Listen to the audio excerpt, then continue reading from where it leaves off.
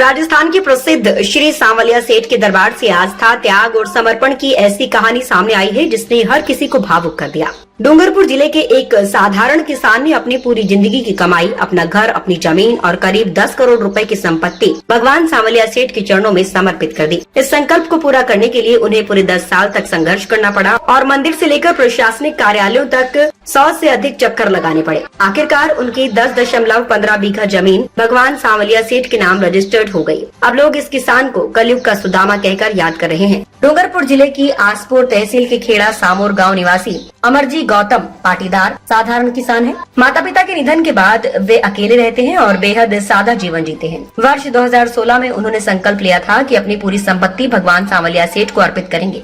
उनकी जमीन और मकान की अनुमानित कीमत करीब 10 करोड़ रुपए बताई जा रही है, लेकिन इस संकल्प को पूरा करना आसान नहीं था। जमीन पर ऋण, अलग अलग खातों में दर्ज भूमि और लंबी प्रशासनिक प्रक्रियाओं के चलते उनका दान वर्षों तक अटका रहा। इस दौरान कई जिला कलेक्टर, मुख्य कार्यकारी अधिकारी और श्री सांवलिया मंदिर मंडल के अध्यक्ष बदल गए, लेकिन अमर जी अपने संकल्प से कभी पीछे नहीं हटे। उन्होंने पिछले 10 वर्षों में 100 से अधिक बार सांवलिया जी और चित्तौड़गढ़ के चक्कर लगाए। आखिरकार मंदिर प्रशासन, स्थानीय लोगों और शुभचिंतकों के सहयोग से उनकी 10.15 बीघा जमीन भगवान सांवलिया सेठ के नाम रजिस्टर्ड कर दी गई। इस पुण्य कार्य में गाँव के कई लोगों ने आर्थिक सहयोग दिया। पूर्व जिला शिक्षा अधिकारी गिरिजा मैडम, भरत रावल, केवल जी और कुवैत में रहने वाले देवीलाल ने भी मदद की। वहीं अधिवक्ता वालजी पाटीदार ने बिना कोई शुल्क लिए पूरी कानूनी प्रक्रिया निशुल्क पूरी कराई। अमरजी पाटीदार केवल संपत्ति दान कर ही नहीं रुके। उनके खेत में लगे करीब 30 आम के पेड़ों के फल भी वे कभी बेचते नहीं हैं। उनकी इच्छा है कि दान की गई इस भूमि पर भविष्य में एक भव्य गौशाला का निर्माण हो, ताकि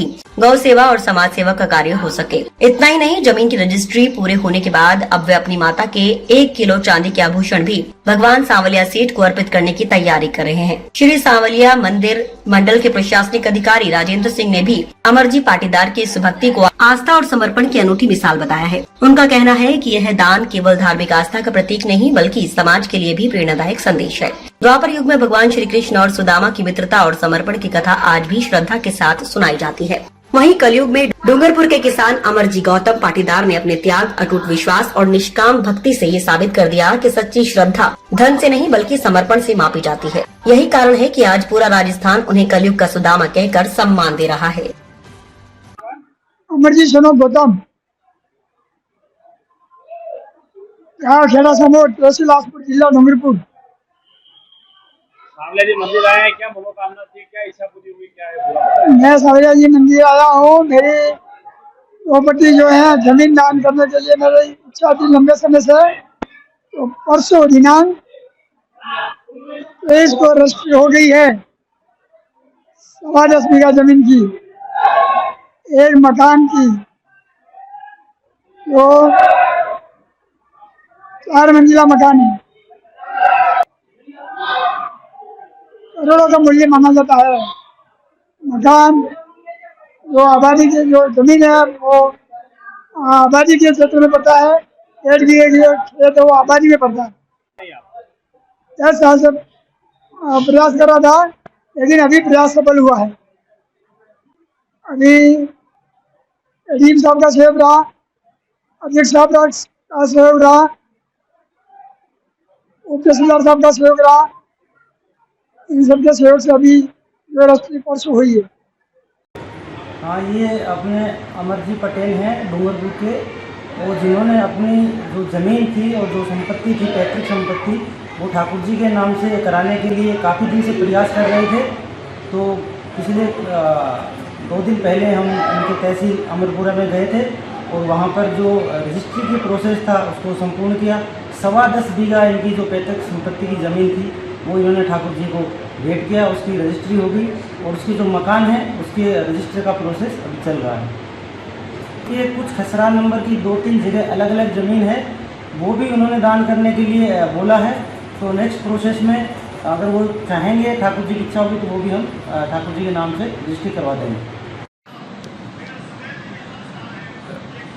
डूंगरपुर के एक श्रद्धालु ने अपनी जमीन दान दी है, क्या प्रयास रहे? मंदिर प्रशासन ने किस तरह से सहयोग किया उनका? जब मैं डूंगरपुर एडीएम था तो अमर जी जो थे वहाँ भी आए थे और उन्होंने निवेदन किया था कि जो उनकी ज़मीन है वो मंदिर को भेंट करना चाहते हैं। तो उस वक्त मैंने यहाँ जो CEO थे प्रभा मैम, उनसे भी बात की थी और प्रार्थी को यहाँ भेजा था मैम के पास। तब भी ये प्रोसेस हुई थी लेकिन पूर्ण नहीं हुई किन्हीं कारणों से। पुनः जब मैं CEO पद पर यहाँ ज्वाइन किया तो ये प्रार्थी वापस मेरे पास आए और इनका जो भी निवेदन था कि ये जो ज़मीन है इनकी खातेदारी, उसको मंदिर को भेंट करना ये चाहते हैं। तो हमने प्रक्रिया इसमें पूरी की और हमारी तरफ से जो अधिकारी हैं उनको नियुक्त करके डूंगरपुर भेज करके और ज़मीन की जो कार्रवाई है रजिस्ट्री वो संपादित की। इससे ये काफ़ी प्रसन्न है और जो भी मंदिर की तरफ इन्होंने दान दिया है उसके लिए हम भी इनकी प्रशंसा करते हैं।